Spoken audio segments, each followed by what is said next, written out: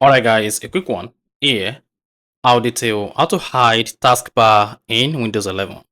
So if you want to hide all your taskbar in Windows 11, all this taskbar, to make all these tasks invisible, then here's a video for you. So if at the end of this you found this offer informative, please don't forget to like and then subscribe. Now, to hide taskbar in Windows 11, all you need to do is go ahead and click on the Start button, select Settings. On the Settings page, click on Personalization on the left side. Under Personalization, scroll down, click on Taskbar.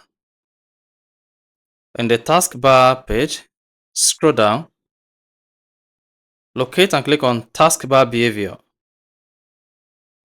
Then scroll down the Taskbar Behavior page. Check Automatically Hide the Taskbar. Then you're good. Then this is going to hide the taskbar on your Windows 11. To bring back the taskbar, all you need to do is move your console to beneath the taskbar, then you see the taskbar pops. To hide it, just move the cursor away. So that is basically how to hide taskbar in Windows 11. So if you found this offer informative, please don't forget to like and then subscribe.